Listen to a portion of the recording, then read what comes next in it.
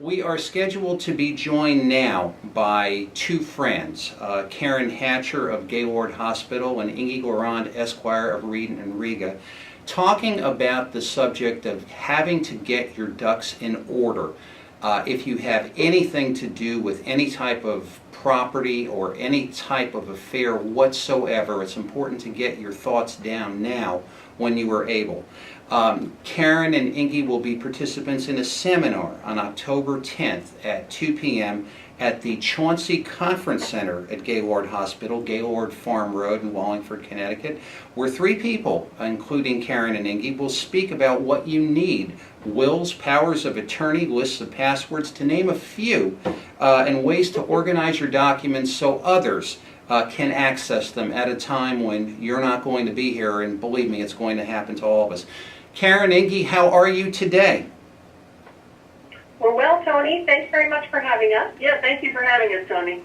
And this is a subject, as full disclosure, and Ingi and I have known each other and worked professionally together for a number of years, but it's a fascination to me as to what people will not do and what they will not confront. It's always been to me like there's some sort of, how could I put it, well, if I write my will, I'm going to drop dead in the next 5 minutes, and believe me, this has been my perception for so long. But Karen, I wanted to get your thoughts particularly about Gaylord Hospital, and as you know, this is a statewide, if not a worldwide broadcast, and there are people who are familiar with Wallingford who know about Gaylord, and then there are others who, we have people watching from Fairfield County, state of New York, Georgia. We have a devoted follower on an Indian reservation who watches us faithfully, and they would not know a lot about Gaylord. So I understand it began as a tuberculosis sanitarium years back?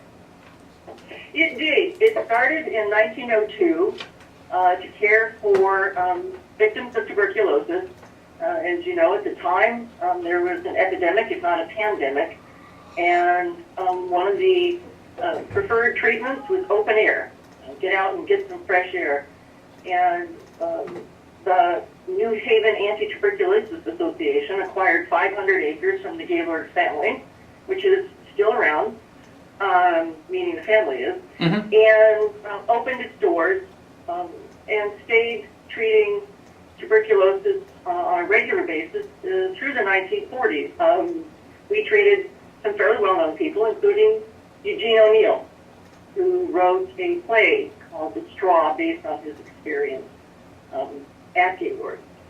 In the 1940s and 50s, as trauma medicine improved and medications improved, tuberculosis was more or less under control, and rehabilitation became the focus at Gaylord Hospital. So it really evolved in that time period into handling rehabilitation, which would be people who were suffering serious injuries, serious illnesses, and who still needed some continuing medical care plus physical therapy, speech therapy, occupational therapy. And we've been doing that ever since. Tricia Miley, the Central Park jogger, was a patient at Gaylord, stayed there, and also lived at Charge House, which is the only transitional living center for people with brain injuries in the state. And Karen, if I could stop you there, because our viewership is old, young, new, some from the area, some from about the area. When you mentioned Central Park jogger to me, that was very real at the time because I was in New York City. Can you tell a little bit about what actually happened to Tricia and how bad her injuries were? And sure. Tricia was jogging in Central Park and was attacked, beaten, raped, and suffered serious injuries, a lot of blood loss, but a significant brain injury. And she was the subject of a lot of publicity at the time because people in New York and other large cities were horrified that this had happened to her in the middle of what is considered a pristine area of New York. Sure. And she went through a lot of surgeries and a lot of care in New York City, and then again like other people who have suffered significant injuries, needed further rehabilitation, and so she came to Gaylord. She was an inpatient, and then, as I said, she lived in our Traurig House, Transitional Living Center, and then served on our board for a number of years. Isn't that great? Isn't that great? And your specific function at Gaylord is, can you tell us about that, Karen? Sure. I'm what's known as a plan giving officer, and my job is to promote and talk about the kinds of gifts that people can make that are a little bit more complicated. Typically, I'm talking to people about gifts from a will, but also gifts out of an IRA, an individual retirement account, gifts of real estate, things like that that are a little bit more structured than simply writing a check. I understand. And that's my job. So I talk about them, I promote them, and I work with our donors. And in that, I have a number of people who advise us, and Ingi is one of those. She sits on my Plan Giving Advisory Committee. And Ingi, is how did you meet Karen, and how did this seminar? Now I must say that, and you know, anybody in this profession dealing with any sort of a train wreck where someone didn't plan something properly, and just the frustration and the messes and the hours and the costs and everything, how horrible a thing that could be. But speaking particularly to you and to Karen, how did you come to meet Karen, and how did you, what was moved upon you to do this particular seminar? Well, let's see. Let me start back in, I think it was sometime around 2004. I was introduced and invited to be on a Plan Giving Advisory Board, which had just been established. Tara Knapp, at the time, was the Director of Development at Gaylor Hospital, and it was her idea, along with a wonderful woman named Marcia Kavanaugh, to set up a Plan Giving Advisory Board. And so I was one of several professionals in the greater New Haven area who were invited to serve on that committee, and essentially, you know, were professionals who were interested in helping Gaylord develop methods by which they can encourage their patients and employees and others in the community to support Gaylord through Plan Giving. And I met Karen, Karen, 3 years ago when you came to Gaylord? I actually started in 2009, so almost more now. And I think Karen should answer the question about how this presentation came about. Sure. When I came on board, I took over a lot of the work that Tara Knapp was doing. Tara's still there, and she's now our Vice President for Development and Public Relations. And we talked a lot about, you know, the kinds of things that we could do to basically serve as a continuing resource for those in our community, our patients, our donors, and others who have an interest in the subjects that we have some knowledge about. And you know, through my work as a Plan Giving Officer, I can tell you the statistics about the number of people who have written down what they're going to do with their estate, have planned an estate, have prepared an estate plan, or who have written a healthcare directive is astonishingly low. The estimate is that only 50% of us in the United States have an estate plan, and 2/3 of us do not have a healthcare directive. Now, and we see the consequences of that at Gaylord. Yeah, now if I could just stop you guys for a moment, and you know, for the edification of my audience, and like, you know, Ingi and I will kick these terms back like footballs or tennis balls or badminton shuttlecocks. Tell us exactly what a healthcare directive is and why everyone, and I'm going to say this, everyone should have one spelling out their wishes, whatever their wishes may be? I'd be happy to answer that question, Tony. So just for some background for your listeners, I am an estate planning and settlement attorney in New Haven, Connecticut. And this is what I do. I assist my clients in developing lifetime disability plans. I help people develop estate plans for the transfer of assets at death. And I will always incorporate into a consultation with a client the discussion about making sure that they have a current and appropriate healthcare instructions document in place. And this is really a document that is important for individuals of all ages, not just individuals with assets who are concerned about, what happens after they're gone and who's going to inherit what, and protecting assets for maybe young individuals who are not capable of managing those assets yet. Lifetime disability planning is something that is really important for all ages. This is a document where you have the ability to name a healthcare representative. Other states refer to that person as a healthcare proxy or a healthcare power of attorney or a healthcare agent. And this is somebody who you have authorized to make healthcare decisions for you only if you are unable to make an informed decision yourself or you are unable to communicate an informed decision yourself. I think perhaps one of the reasons why people are reluctant to sign that document is that they think the minute they sign that document that somehow they're relinquishing power and control over their personal affairs to somebody else. And that simply isn't true. This document, a doctor can follow the instructions of a healthcare representative only when that individual themselves is unable to state what their preference is and whether they consent to a particular treatment, assuming the capacity to make an informed decision.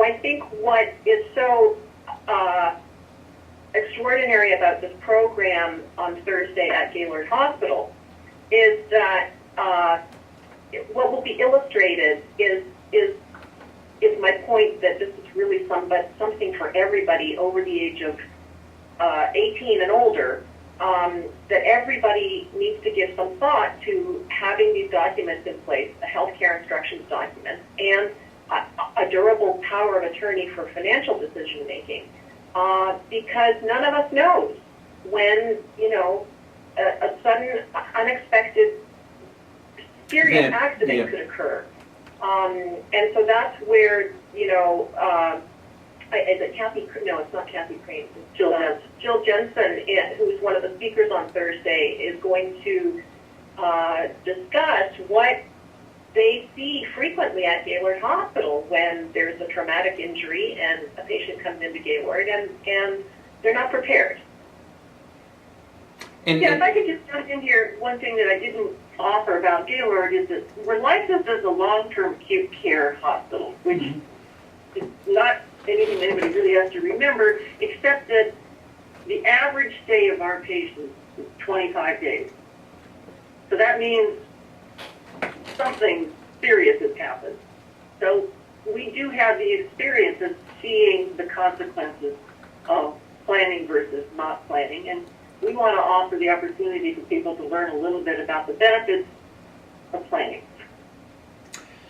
And, it's really the things that, and it's just also true. It's not the things that you say when you're not here that will be difficult. It's the things that you don't say. And I know, I'm sure Ingi has, where Karen, I'm sure you too, where we've all kind of sat around without any information saying, now what would Charlie would have wanted here, and it's not a fun place to be. But Karen, you hit me something, you hit me with something with that 25 days. People do get released from facilities and then they go home, and for a time my experience is they do get some, shall we say, hospital coordinated care, and after a while it all kind of comes down to somebody known as a caregiver, and it's not like you get a degree in caregiving. My experience has been most people that are caregivers, I was in a situation for a year and a half, never, ever, ever imagined for any stretch of the imagination that who may be a caregiver, that's for other people. And, you know, it's just such a, you know, it's such a hard road to go through. And then for that one person that comes out and says, hey, let's go see a movie, or let's go to dinner, or, you know, let's get down to, you know, the coffee shop and, you know, get some coffee or something like that. It's just like, you know, manna in the wilderness. And I take it that you've focused a lot on caregivers, their you know, their emotional issues, their stresses, their difficulties, and I know you have some thoughts put together on this that you'll be sharing in the seminar. Right. Well, when we put together the presentation, I of course wanted to have experts in preparing and implementing the kinds of documents we're talking about. And so Ingi obviously was one of my first choices because she has a lot of experience talking to people and families about all of these things. And then our care manager, and a care manager is somebody who sort of escorts you through the medical world and helps you plan your discharge, either to home or to another level of care. But I wanted to have somebody in there who's actually experienced this as the caregiver, who could talk about what she has learned along that journey. And so Kathy Cranes, who is a medical and health communications consultant, but also happens to be the care coordinator for her terminally ill mother, offered to talk about her experiences. And the quote that both Ingi and I have found quite impactful is that caregivers are often frustrated, lonely, guilty, and exhausted. And that could even be in a situation where you have done some planning.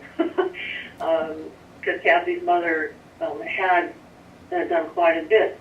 But you find yourself in a position where you are making decisions for people. You don't know where their documents are. You may not know what kind of insurance they have. You may not know what kind of assets they have or how to find out. And so Kathy can bring the real world experience to bear and let people know what she's been through and things she's learned, and hopefully impart some tips and strategies for those who might find themselves in the position. Well, and you know, there are so many people who are involved in that situation. As you know, if someone is giving care to another, whatever they might have happening in their life, whatever they might be doing, whatever they might be responsible for, suffers. And you know, me, myself, and I know I was in a situation being a caregiver, running a business, being responsible to clients, and just saying to myself, you know, just literally going through every day saying, no, where do I find the strength to do this? And it's really, at least to me, and it's just this kind of, shall we say this, I hate to use this term, but it's the only thing that's really coming into my brain, kind of like a suffering multitude of people who really don't have an outlet to vent, to share, to get support. And that's where I think they really can benefit from your seminar. Well, we hope so. And I hope that, you know, from listening to a range of people, they can start to think about the importance of planning, and then it becomes a little bit less frightening, perhaps. You can exert a little bit more control over what might happen. Think about the options, not in a moment of crisis. I think all of us have had that experience where you're having to make critical decisions in the middle of a crisis, and that's not usually the best time to do it. No, not at all. My own experience, my father was dying, and he hadn't really thought about where he wanted to be buried, what he wanted done with his remains. And we got into this discussion about my brothers and I about what to do. And I would rather have been spending the time saying goodbye to my father than having a discussion with them about what we thought was best. But, you know, how lucky you were that your father was still able to chime in with his wishes. And you know, that's an excellent point, because that's something that I spend a lot of time discussing with my clients, winding back to this idea that you're naming somebody, for example, under your healthcare instructions documents to make decisions for you. Well, under the law, that healthcare representative is required to carry out your wishes known to them. And so it begs the question, have you had the conversation with your loved ones about making sure that they understand what your wishes are around healthcare? Are you somebody who wants the latest and greatest experimental treatment come what may, no matter what? Or are you more interested in preserving the quality of your life? And what is that standard? What do you consider a lifestyle where there's still the necessary quality for you to think that, for you to say that, you know, it's still worth it to carry on and to continue receiving treatment, and to undergo maybe a risky surgery if the risk is that your quality of life will not meet your expectations. You know, the other thing, it's not an easy conversation to have with clients, but the fact is that we're all going to die one day, and I often encourage clients to make sure that their family members have some idea of what their funeral wishes are. What, you know, are you somebody who wants to be cremated? Are you somebody who doesn't want to be cremated? You know, it's quite surreal to have this conversation, but the value of knowing what somebody wanted, making sure that people know what you want, relieves them of such an extraordinary burden, because the alternative is that not only are you leaving your survivors having to carry out all of the arrangements, but if they don't even have a guide star, the job is that much more difficult. So, you know, that's all part of getting one's ducks in order. It doesn't take a lot of time to have this kind of a plan, but unfortunately this is a topic that can be really difficult to focus on, and we must all do it. Well, I can tell you from personal experience, you know, when I've had the at-bat, so to speak, and I've had to execute on behalf of someone that's not here, and you're gonna hear it immediately from the peanut gallery, and let's be very clear about that. And you know, you've got sharings, and you would say that if you could somehow rewrite the book of Genesis, you would like to have just that one day where that person could come back and say, no, that's what I meant, now leave him alone, bang, back to, you know, wherever you want to go to. And it's just because it's just so, and you hit on it, Ingi, it's just so difficult. You know, when you're getting hit, it's the loss and it's the execution and it's bifurcating your brain 6 different ways, plus you got the peanut gallery. And when you don't have an idea, when you don't have a roadmap, a guide star, as you've said, man, you get hit, you know, 15 different ways and you don't know which way it's headed. It's unbelievable. Yeah, what you're saying is right on, Tony, and in the worst case scenario, those kinds of family disputes, believe it or not, wind up in the probate court. Yeah. And that I think is a complete erosion of, you know, what the individual, you know, no individual wants his or her affairs to wind up in the probate court. So that's where, you know, careful planning, communication with your family, trying to mend those broken bridges where you can, is so essential. And I also wanted to just say that something important for somebody in thinking about who to name as their healthcare representative, you really want to think about somebody who will be a good advocate. It's not easy for anybody to navigate the healthcare system these days, and first and foremost, you need to be thinking about naming somebody who's got the time, intelligence, and tenacity to you know, spend a lot of time in the hospital, running up and down the halls, chasing down nurses and doctors, and making sure that your wishes get carried out. So the advocacy aspect of naming a healthcare representative cannot be overemphasized. And that's true. I mean, it used to be the old thing about executors is who to name as your executor. In the Philadelphia Institute years ago, they said, name your worst enemy because it's going to be the worst job you're ever going to get into. And man, however that may be true. And believe it or not, we're coming up on our waning moments. These things, as I told you guys, they just tend to speed right through. Ingi, I didn't want to leave here without the concept of many times I'm sure you've had the client, and we've personally experienced some of these situations where it's like, well, I don't really like the government, and I don't really like charity, and I don't know what to do with my money, therefore I'm going to think about it, and oftentimes they think themselves into an impossible situation.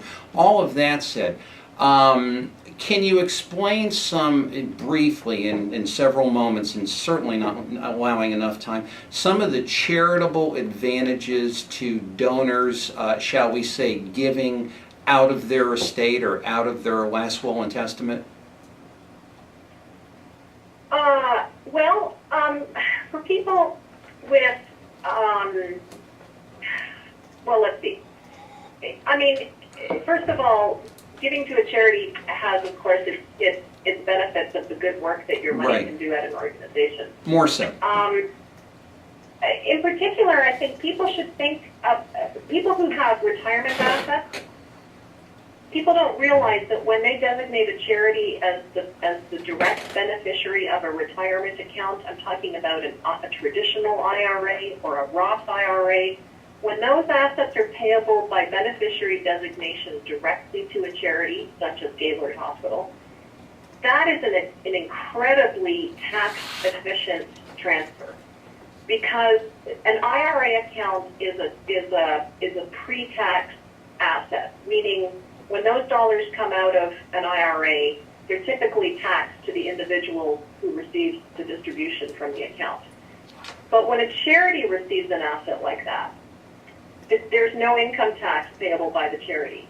So the impact that those dollars have are really powerful. And I think that that's something that everybody should think about from an estate planning standpoint, that if there are assets like that, a charity is an ideal beneficiary.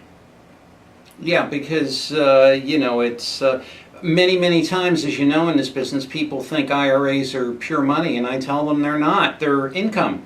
And it's a little bit different, and I'm so grateful you're doing this seminar. It's the needed function at the needed moment. Preparing and organizing those critical documents, 3 people with knowledge, insight, and experience will speak about what you need.